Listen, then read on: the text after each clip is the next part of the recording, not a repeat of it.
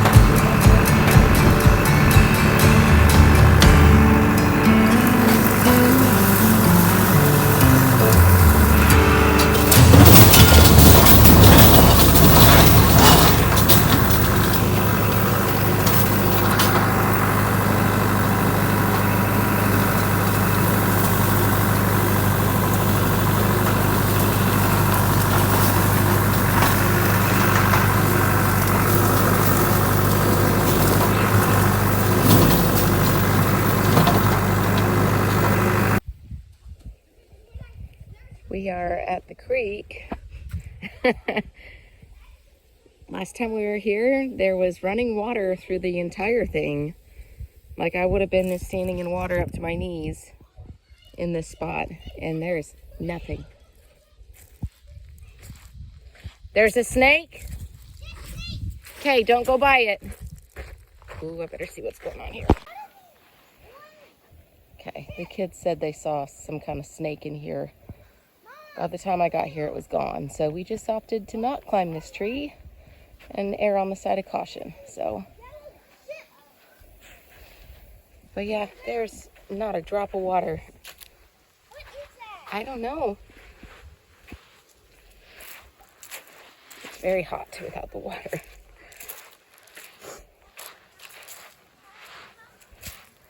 Whew.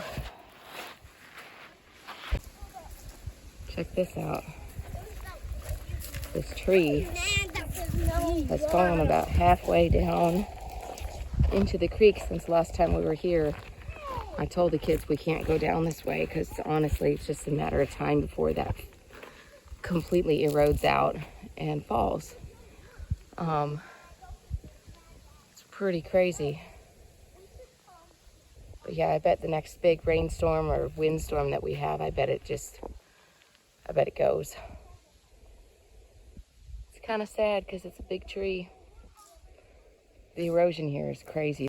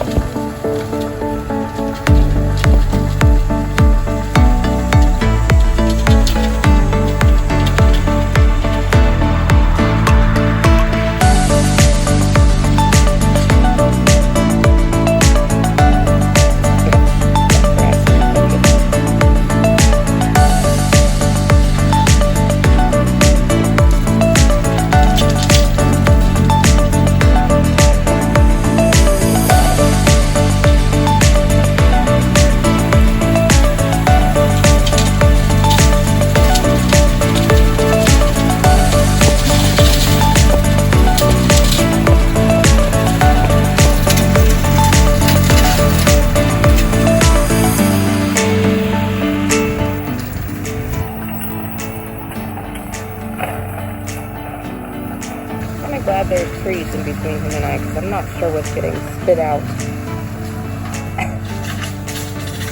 behind there. Oh God.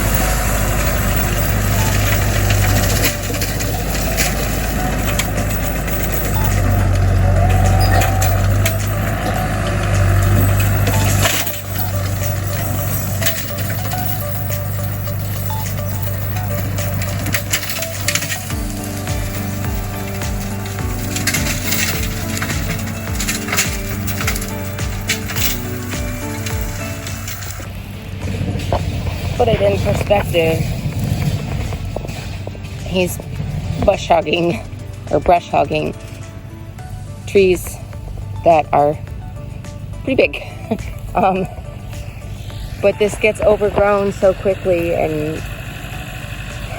we don't have a good way to get over here without going all the way down the highway into a part of town. So between that and the farm taking most of our time, we really don't get out here as much as we should just to maintain the property. So we're trying to get some of that done before it gets to be too out of hand. Oh God. When we first moved here, we actually hired a company to come out. There were a lot of like down trees and things here, and we needed help to get it to where it was even workable for us to be out here on the tractors and stuff. So we hired a company that had this, like, I don't know what it's called, but this big attachment that basically you could go up to the side or go straight down, and it would just and turn trees into nothing but wood chips. And I'm talking big trees. So we had that done, and then that first year did a fairly decent job of keeping up with the space out here. And then, like I said, it's difficult for us to get out here with a tractor, so we have to go through town and kind of through some back roads and stuff. So that's inconvenient. And then with the farm, good tree. With the farm taking a lot of our time too, like the time of year that we really need to be over here doing stuff here is the same time of year that we're busiest on the farm. So one of the things we did talk about is utilizing the space and having cows here, because A, we can raise cattle for profit, and B, having them over here would help with some of the overgrowth, because they eat down the grass and just kind of keep things more manageable for us. So that's something we're looking at doing in the next couple years.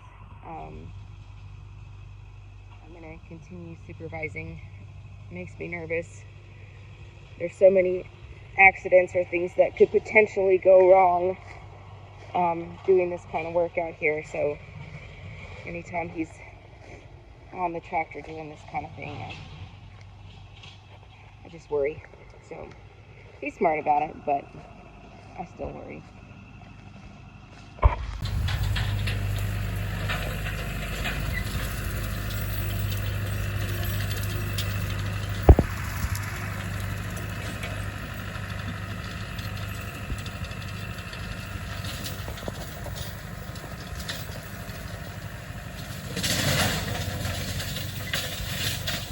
So fun fact, when he was out here yesterday, he actually sheared off the shear pin on this thing. And from what I understand, big brush hogs like this will have like a special pin that holds the plates together in the gearbox that makes everything spin. Well, they have this special pin in there that is made to break if it gets tangled up. So if your blades are spinning and something gets in there and they can't continue spinning at the speed that the gearbox has set them to spin at, this pin will like break, and that way it keeps your brush hog from totally blowing up on itself, basically. And he got like, I don't know, maybe 30 minutes of mowing in yesterday, and he said that thing just, gave out. So there's some really big stuff that's being mowed. Explain to me this shear pin thing. That's it? Yeah. And it's just designed to break. Yep. If you get everything in a bind and it can't spin the way it's supposed to. Yeah, ideally if you mow something too big, it will break before this breaks. Because it's a lot cheaper to buy a new pin than a new gearbox. Or rebuild gearbox. That doesn't look good. Is that supposed to be all ground up It always like that? has leaked a little bit. You.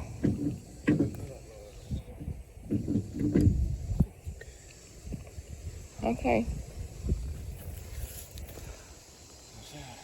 Well, I guess I'll leave you to it. Okay. Yeah, see you at the house.